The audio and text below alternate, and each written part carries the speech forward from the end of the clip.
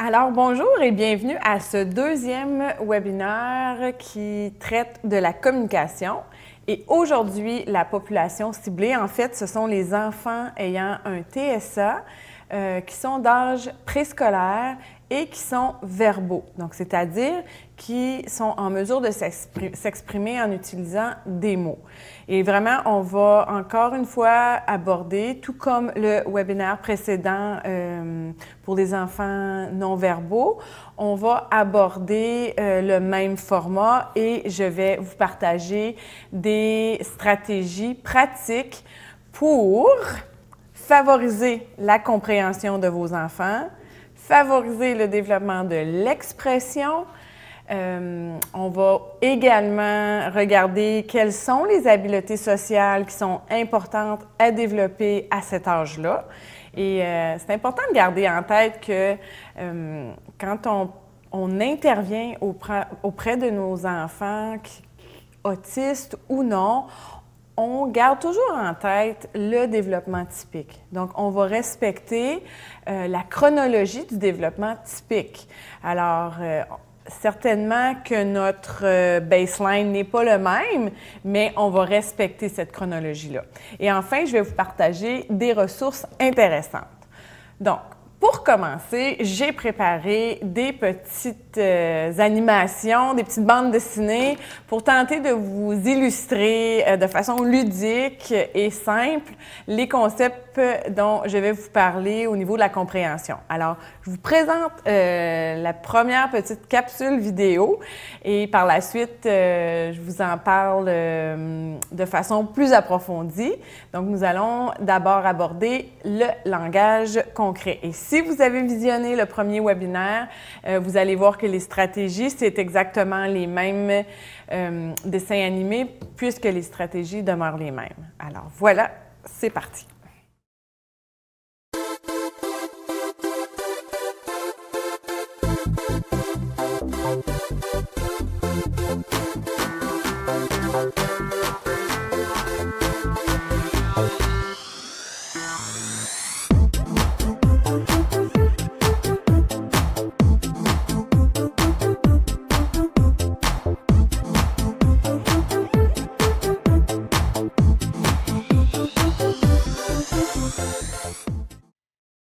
Donc, comme on vient de voir, une des stratégies pour favoriser la compréhension, c'est vraiment d'utiliser le langage concret. Et je tiens à mentionner de nouveau qu'il ne faut pas prendre pour acquis que puisque la personne parle et s'exprime, qu'elle comprend tout très bien. Okay? Parce qu'on a vraiment une distinction entre ce que je comprends, okay? Donc les mots, le vocabulaire, les phrases, les concepts. J'ai aussi ce que j'entends. Là, on parle de l'ouïe versus ce que j'exprime. Parce que dans plusieurs cas, on a des enfants qui vont utiliser l'écolalie. Donc, ils vont utiliser des structures de phrases très complexes, mais qui ne peuvent pas les utiliser nécessairement dans les contextes appropriés. Donc, ce qui nous démontre qu'ils ne comprennent pas nécessairement le sens de l'énoncé. Alors, pour favoriser la compréhension, on va vouloir utiliser le langage concret. Donc, d'utiliser d'abord des mots familiers qui sont reliés aux expériences quotidiennes. J'appelle ça un peu le bombardement là, de vocabulaire. En fait, plus les enfants vont entendre les mêmes mots, plus vos enfants vont être exposés d'abord là, aux objets, aux personnes qui les entourent. Je pense que c'est ça le plus important au niveau préscolaire, c'est vraiment de bâtir avec eux le vocabulaire qui est vraiment en lien avec leurs expériences quotidiennes. On verra plus loin, là, est-ce que c'est important d'apprendre les animaux de la ferme? Éventuellement, on va vouloir bâtir, augmenter le vocabulaire parce que ça a des répercussions importantes au niveau des apprentissages scolaires, surtout au niveau de la lecture, mais aussi au niveau de la compréhension à l'oral. Mais je pense qu'à la base, c'est important de bâtir un vocabulaire très concret et qui va être très utile pour votre enfant. Donc, des mots qu'il va entendre, qu'il va comprendre et qu'il pourra utiliser. Voilà.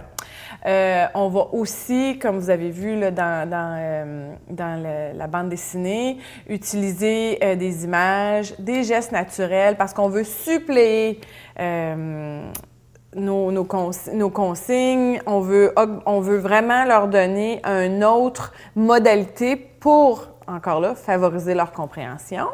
Et on s'assure toujours d'utiliser des mots simples, des combinaisons de quelques mots. On a cette tendance-là à vouloir raconter, souvent à vouloir tout de suite utiliser un modèle très complet parce qu'on se dit, bon, ben plus l'enfant va être exposé au bon modèle, plus il va avoir de chances de reproduire le bon modèle. Par contre, si je ne comprends pas, puis je prends l'exemple, si moi je vais dans une conférence internationale avec une langue que je ne connais pas, même s'ils utilisent une structure très complexe, je vais pas plus comprendre, donc je vais comprendre beaucoup plus si on utilise un mot à la fois, peut-être des combinaisons très simples, donc c'est un parallèle simple, mais éventuellement, on va bâtir sur la complexité de nos combinaisons de mots, mais à la base, pour favoriser la compréhension, on garde en tête qu'on garde ça le plus simple possible. Maintenant, je vais vous présenter la petite bande animée, qui est la même là, que le webinaire numéro 1, pour vous illustrer de façon ludique encore les consignes, quelles sont des stratégies gagnantes qui permettent à mon enfant de bien comprendre les consignes. Donc voilà le prochain vidéo.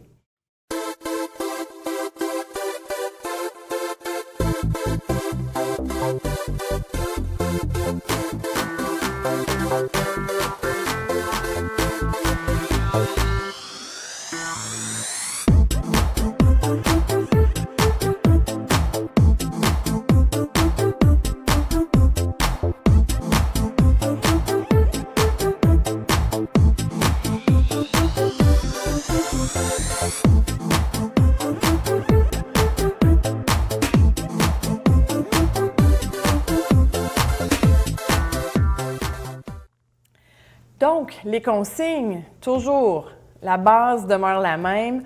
On veut donner une consigne à la fois et répéter au besoin. OK, je mets l'emphase sur le « au besoin » ici parce qu'on a cette tendance-là. D'abord, je pense que c'est une tendance naturelle quand on est parent. Il n'y a pas des meilleurs parents, des moins bons parents quand vient le temps de répéter. Ça fait partie du développement typique aussi chez l'enfant. De s'attendre, je pense que les parents répètent plusieurs fois. Bon, la répétition en soi, c'est correct. Par contre, si la répétition, on répète exactement le même message et que le message n'a pas été compris initialement, là, on va créer de la frustration. Donc, c'est notre rôle d'adapter notre consigne et de la répéter, oui, mais peut-être de changer le vocabulaire, d'ajouter des indices pour assurer la compréhension. Donc, il faut être prudent un peu avec la répétition. Ensuite, on a vu utiliser des indices visuels, ça facilite beaucoup parce que le langage, les mots, l'enfant qui n'a pas un gros bagage de vocabulaire encore, puis, encore là, quand je parle de consignes, je ne parle pas que de mots concrets. J'ai pas seulement des images, un manteau, botte. Là, j'ajoute un verbe, mets ton manteau. Mais le verbe mettre, j'ai probablement pas d'image. Qu'est-ce que ça veut dire? C'est quoi l'image de mettre le manteau? Donc, quand on vient suppléer avec des aides visuelles, bien, on vient donner cette image-là à l'enfant qui se fait une photo. Donc, là, mettre ton manteau, bien, ça me crée une séquence, ça me crée une image. Donc, quand je vais entendre mettre ton manteau, j'ai une référence visuelle parce que ça nous prend ces références-là pour comprendre le langage. Alors, on peut utiliser des photos de l'enfant qui effectue les différentes étapes, des pictogrammes. Tout ça dépend de sa compréhension des dessins ou des photos. Alors ça, vous le savez, vous les connaissez, donc on y va avec ce qui est le plus facile pour lui. Ensuite, on veut créer des listes, hein? On veut développer les fonctions, on veut commencer le plus tôt possible là, à développer nos fonctions exécutives et les listes, ça leur permet à eux de devenir un petit peu plus autonomes. Soit qu'on met un crochet quand la tâche est finie. J'encourage à mettre tout de suite, à utiliser les mots écrits, même si on ne lit pas, parce qu'éventuellement, on se dirige vers ce mode de communication-là, mais on ajoute l'image, on ajoute un objet pour assurer le lien, puis là, on a vraiment une belle synchronie. Et que ce soit qu'on mette un crochet qui enlève une image, donc il y a un geste qui permet de dire « OK, la première étape est terminée ». Là, ici, je viens ajouter, je viens travailler ma fonction exécutive. Puis, bien, certainement qu'offrir un modèle, quand on met son manteau, puis on dit « mets mon manteau, mets ton manteau », bien là, on ajoute aussi en ayant le modèle, puis on peut amener à l'imitation à ce moment-là. Donc, ce sont des stratégies très simples, mais que vous pouvez appliquer dans, bien, je dirais, toutes les situations de la vie. C'est pas la réalité, OK? Ça serait beau, là, si comme parents, on était toujours assez patients, toujours assez reposés, jamais pressés pour appliquer ces belles stratégies-là en tout temps. C'est pas la vie, c'est pas la réalité, il faut pas se culpabiliser pour ça. Par contre, quand on y pense, puis quand il y a des moments plus propices, voilà, vous les appliquez et je vous promets que ça fait une différence à long terme. Donc, demeurons constants et vous allez voir que l'enfant va progresser parmi ça. Ensuite, dans la compréhension, on a aussi les questions. Bon, les questions. Il y a différents types de questions. Puis, il y a quand même une chronologie où est-ce que dans le développement typique, où est-ce qu'on a la compréhension des questions apparaît. Les questions les plus faciles à répondre, donc, mon premier objectif serait de développer, c'est quand j'offre un choix à mon enfant. Et ce qui est encore plus simple, c'est quand il n'y a pas à choisir entre deux items. Exemple, est-ce que tu veux du jus ou du lait? Ça, imaginez que c'est un peu plus complexe que si je pose la question « Qu'est-ce que tu veux boire? » Donc, on va commencer avec des questions simples. « Qu'est-ce que tu veux boire? » Puis, suite à ça, là, on peut ajouter la notion de choix à l'intérieur de ma question. Donc, encore là, c'est les premières questions qu'on va développer. Quand l'enfant comprend ces questions-là, on va passer aux questions oui-non. C'est un petit peu plus difficile que les questions à choix et on va vouloir commencer à enseigner explicitement. Okay? Si ce n'est pas naturel, on va devoir enseigner comment répondre à des questions et on va commencer par la question non. Pourquoi? Parce qu'à 2 ans, ils disent toujours non? Non.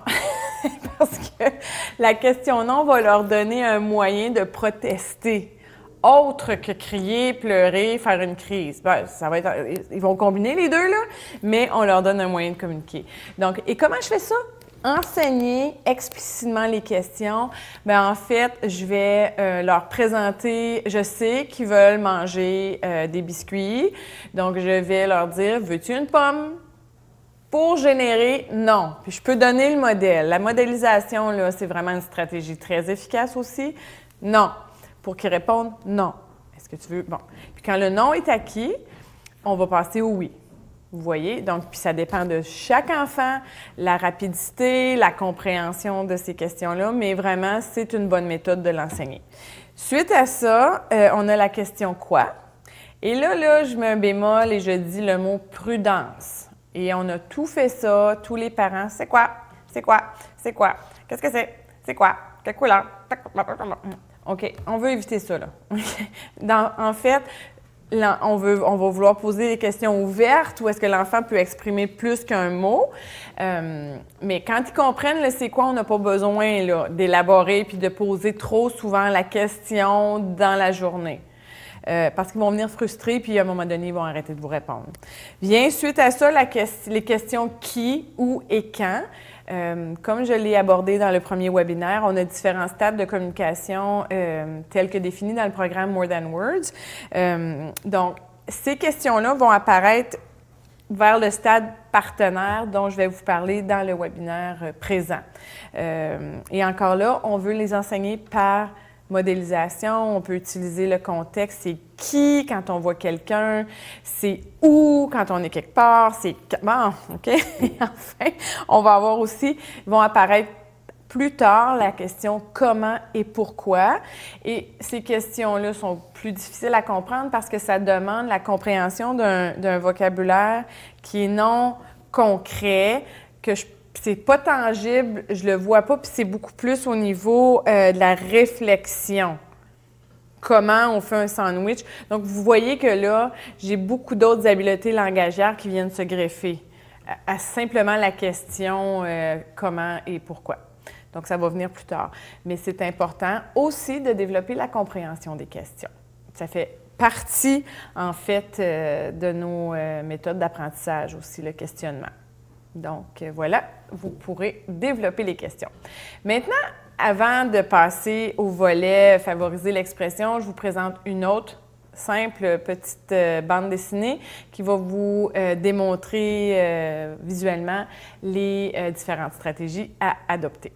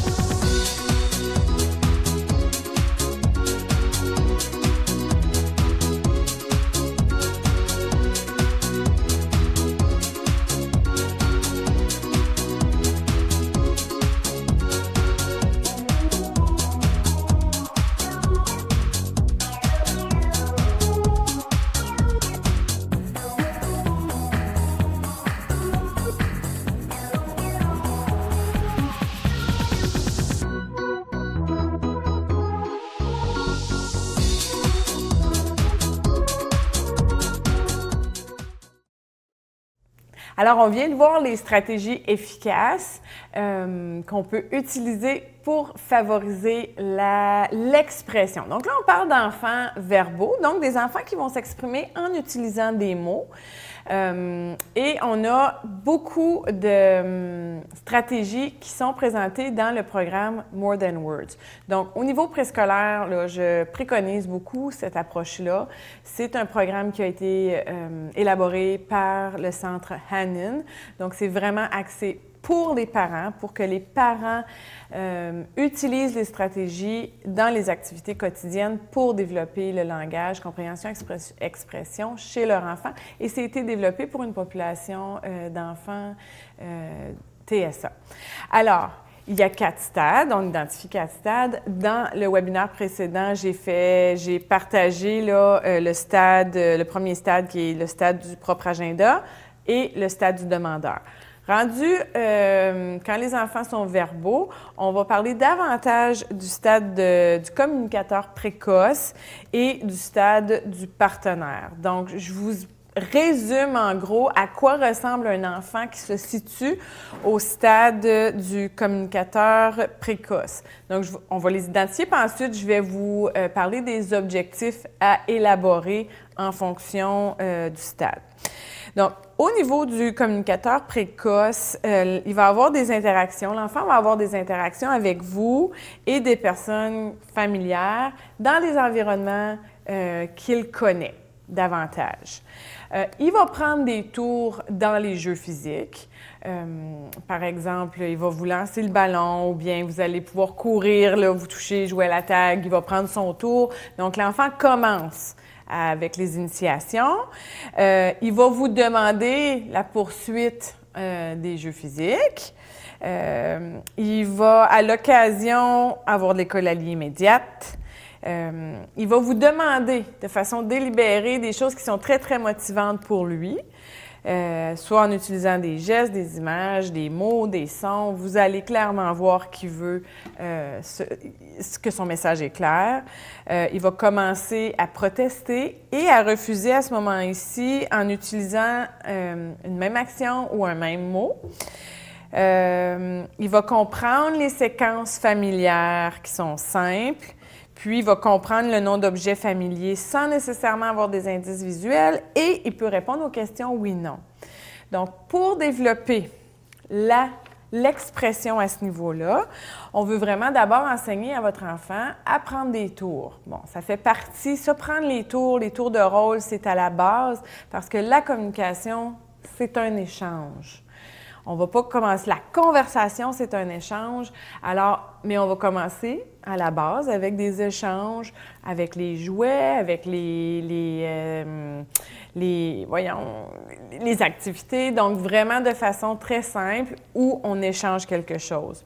On veut aussi encourager votre enfant à initier certains jeux. OK? Pas seulement vous, mais si votre enfant initie, on va suivre son intérêt, on va le voir un petit peu plus loin pour développer davantage l'expression, les concepts, son vocabulaire qu'il va pouvoir exprimer dans ce contexte-là. On veut l'amener, en fait, on veut amener notre enfant à utiliser davantage de mots, de gestes. Donc, on va élargir son vocabulaire. Donc, initialement, on avait des mots plus simples, mais plus on augmente le vocabulaire, plus on va s'en aller vers du vocabulaire un peu moins concret, qui va nous permettre d'ajouter des verbes dans nos phrases, qui va nous permettre de faire des combinaisons un peu plus longues. Donc, on veut y aller de façon graduelle.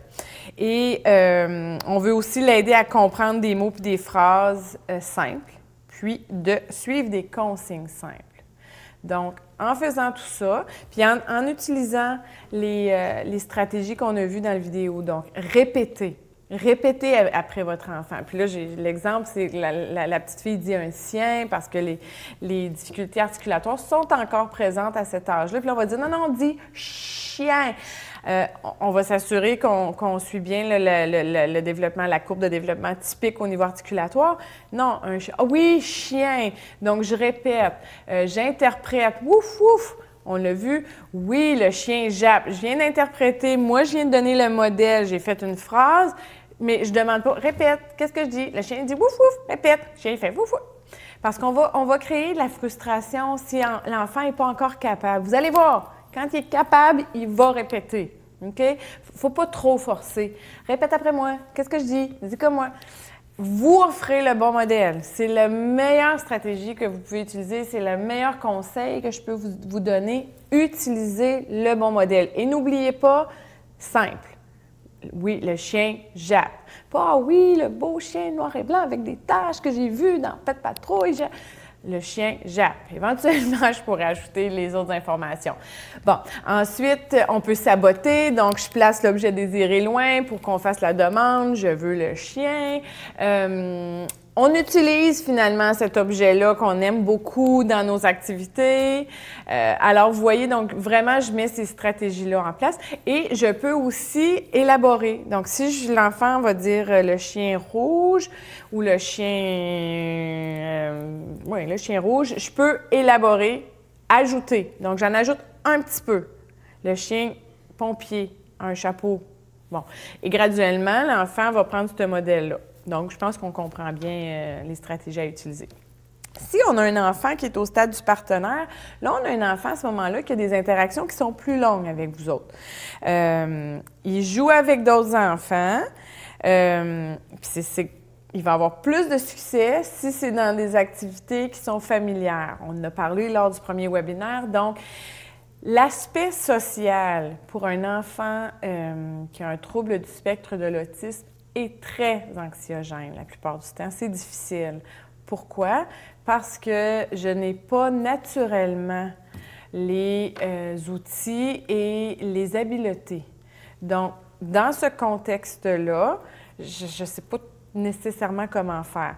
Alors, si on va dans un environnement où est-ce que là, j'ajoute la composante sociale qui est anxiogène, mais que l'activité m'est familière, bien, j'ai seulement un objectif qui va être ciblé et non pas 2, 3, 4, où est-ce que là, le niveau d'anxiété va être tellement élevé qu'il n'y aura pas de réussite à aucun niveau. Alors, on va voir ça au stade du partenaire.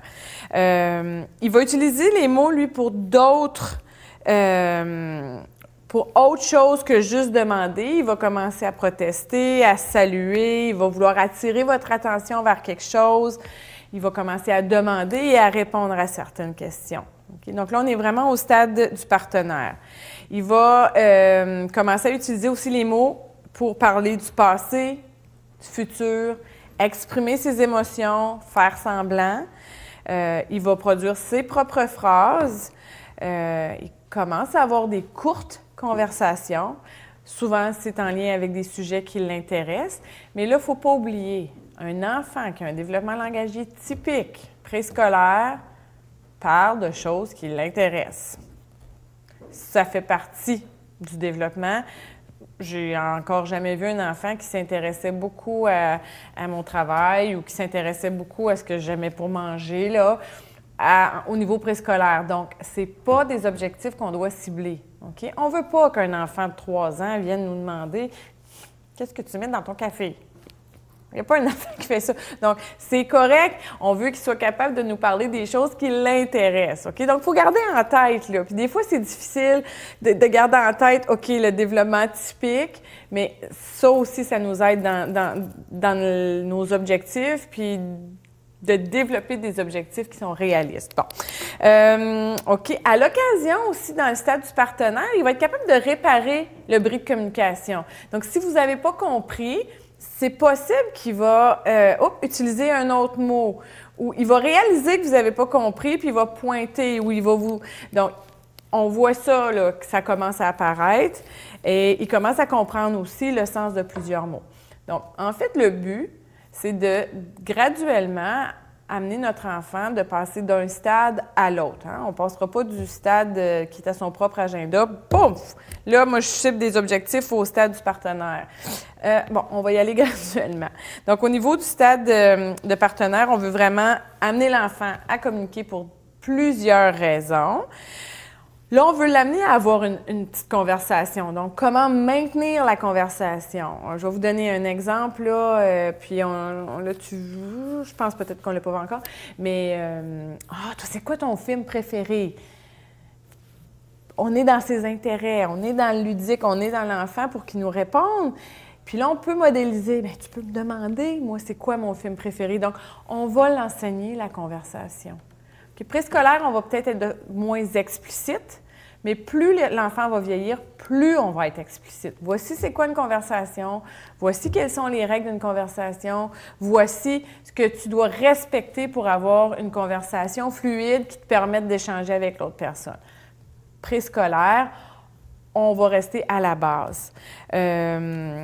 Et on veut également, c'est ça, aider l'enfant à communiquer efficacement avec d'autres enfants. Donc là, on va passer du jeu parallèle au jeu de groupe.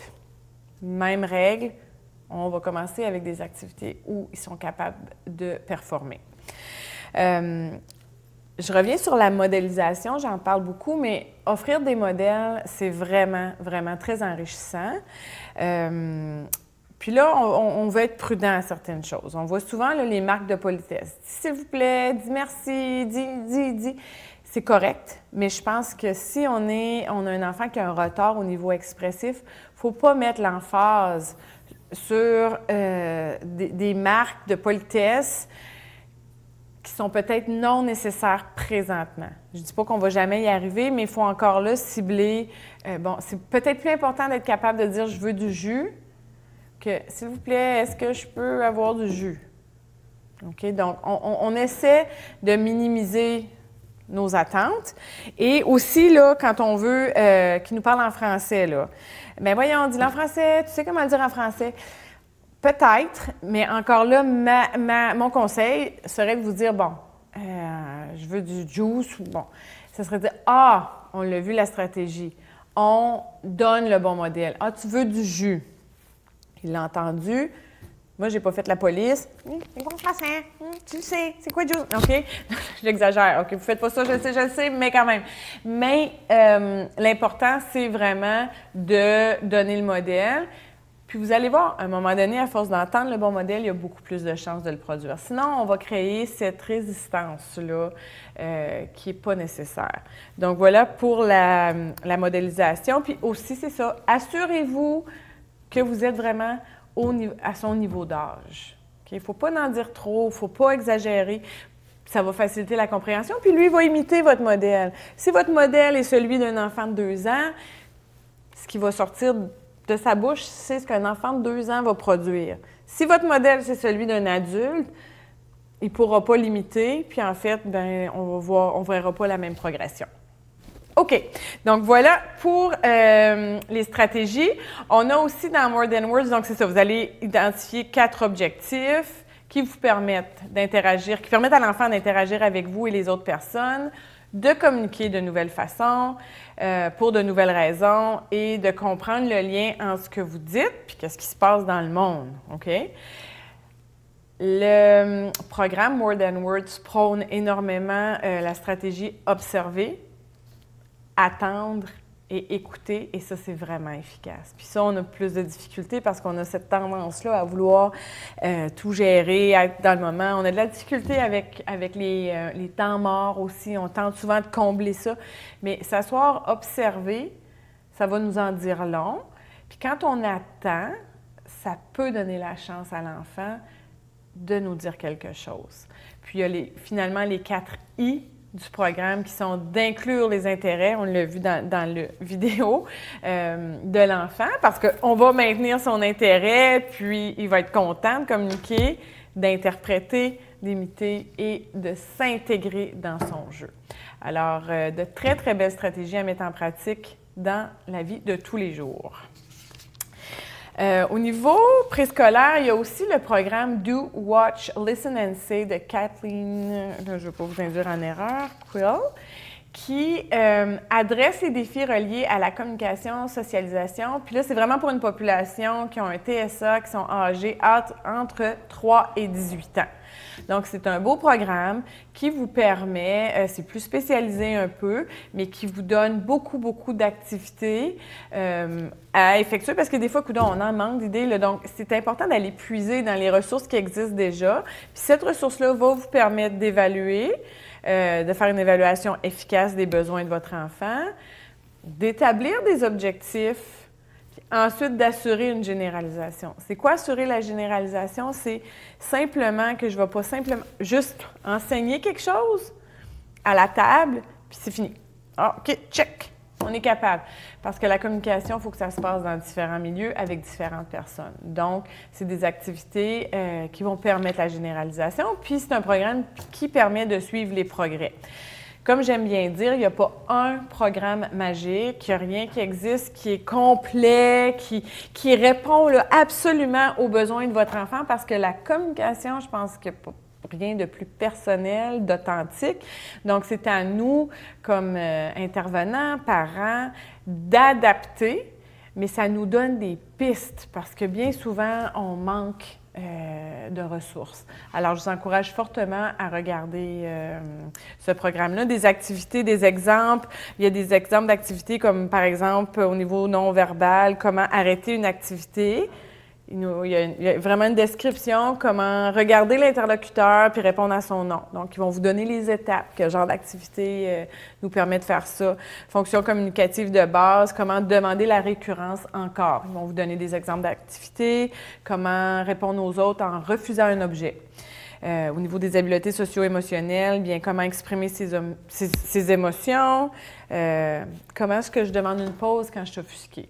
Donc vraiment, c'est un programme qui est bien construit puis qui est bien simple. Les habiletés sociales maintenant, c'est très important de développer les habiletés sociales le plus tôt possible, simultanément à nos autres habiletés langagières, telles que au niveau du vocabulaire, au niveau de la structure de phrase, parce que la communication, c'est l'interaction sociale. Je peux connaître 500 mots de vocabulaire, si je ne suis pas capable de les utiliser dans aucun contexte, ces 500 mots de vocabulaire-là ne me serviront à rien. Alors, on devrait toujours développer nos habiletés sociales simultanément. Donc, au niveau préscolaire, il y en a tellement d'habiletés sociales. Qu'est-ce que je devrais développer?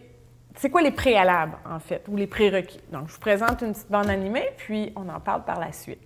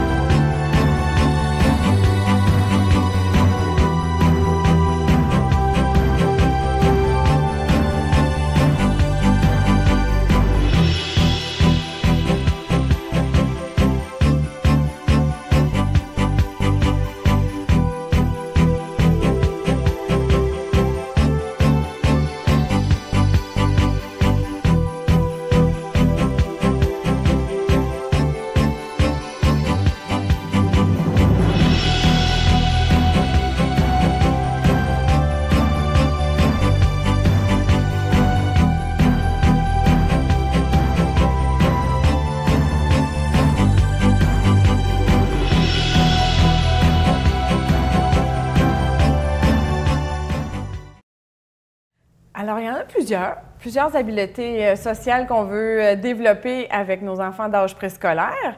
Donc, le fameux tour de rôle, chacun son tour, on va l'enseigner dans le jeu, OK? Utiliser le jeu là, avec le préscolaire, c'est notre meilleur allié. On est dans le monde ludique et au niveau du développement langagier, c'est encore pas suffisant, même si on a un bon développement langagier, c'est encore pas suffisant pour comprendre tout le langage abstrait. Donc, je recommande beaucoup qu'on joue, puis ça va se développer par la modélisation. Donc, tour de rôle, quand on est au stade du communicateur précoce, on va faire des demandes pour une variété de choses, on va faire des choix, on va commencer à commenter. Hein? Ça aussi, c'est une habileté importante. Ah, c'est joli. Ça, c'est faire des compliments, mais faire des commentaires. Ah, je vois ci, je vois un arbre, je vois une voiture rouge. Répondre aux questions et répondre à un commentaire. Donc, répondre à l'autre personne. Ça aussi, c'est une habileté. Puis on va s'en rendre compte quand les enfants sont très petits, ils n'ont pas souvent à répondre. On dit beaucoup de choses, ils nous posent des questions, mais la notion de réponse, ça vient un petit peu plus tard, mais il faut l'intégrer et il faut l'enseigner. Puis si on est au stade du partenaire, bien là, on va commencer à commenter et à poser des questions. Parce que pour entretenir une conversation, on a deux choix, là. Soit qu'on fait un commentaire ou qu'on pose une question. Sinon, si « Ah, c'est... moi, j'aime les chats. »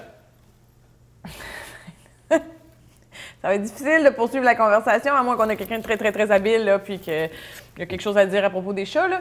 Mais en principe, il faut enseigner. Bon, bien, on va poser la question « Est-ce que toi, tu aimes les chats? » Ou bien on va faire un commentaire par rapport... Faut l'enseigner, comment ça se passe, la conversation. Répondre aux questions, quoi, qui, où, comme je vous disais plus tard, pourquoi, comment. OK, une autre habileté qu'on va vouloir développer, c'est écouter l'autre personne. OK? Parce que ce que l'autre personne nous dit, si je suis en mesure, parce que ça semble tellement simple, mais c'est une habileté à enseigner. Pourquoi j'écoute? Mais en fait, pourquoi j'écoute? C'est parce que si je veux maintenir ma conversation, je dois écouter ce qu'elle me dit pour pouvoir répondre et garder le sujet. Puis encore là, vous allez voir, il y a des activités qui existent de plus structurées, mais on peut simplement avoir des jeux très simples où est-ce qu'on est assis, le j'en-dis. Le j'en-dis, j'écoute, je dois effectuer la consigne, je peux jouer au téléphone. Donc, je vais y aller avec des jeux simples comme ça pour développer l'écoute. Puis, comment introduire un sujet de conversation de façon appropriée, puis comment terminer une conversation. Donc, ce sont des habiletés qu'on va développer davantage ça, au niveau primaire, mais on peut commencer au niveau préscolaire. Ensuite, on veut développer les jeux collaboratifs et non pas juste d'être dans la même activité, mais de commencer à collaborer ensemble, faire des demandes, faire des choix, répondre aux autres, je l'ai dit, commenter. On veut demander de l'information et donner de l'information. Si quelqu'un nous pose une question, on doit répondre, mais on doit aussi être en mesure de donner l'information. On va commencer à travailler l'expression des émotions. Ça, je vous dirais que la façon la plus simple de le travailler, c'est dans un contexte naturel. Je trouve que les contextes cliniques se prêtent moins. Si l'enfant est content, on le sait, on les connaît, nos enfants. « Ah, tu sembles content, tu es heureux. Bon. Ah, moi, je suis contente. Ah, je suis triste. Ah, je suis en colère. On n'oublie pas, on est au préscolaire. Là. On n'a pas besoin d'aller dans la gamme de toutes les émotions. Je pense que les émotions qu'on vit le plus souvent et qu'on identifie vont leur permettre de faire un lien avec ce qu'ils vivent. Et on veut, c'est ça, développer les habiletés conversationnelles de base chez l'enfant. Donc, ce sont les habiletés sociales qu'on veut intégrer dans nos routines quotidiennes simultanément, là, nos objectifs au niveau de développer la compréhension et l'expression. Donc, quelques ressources. Je vous ai déjà présenté le programme More Than Words et le programme Do, Watch, Listen and Say de Kathleen Ann Quill, qui est une ressource très intéressante. Donc, sur ce, je vous dis merci d'avoir assisté à ce webinaire et le prochain abordera les enfants verbaux, mais de niveau primaire. Merci.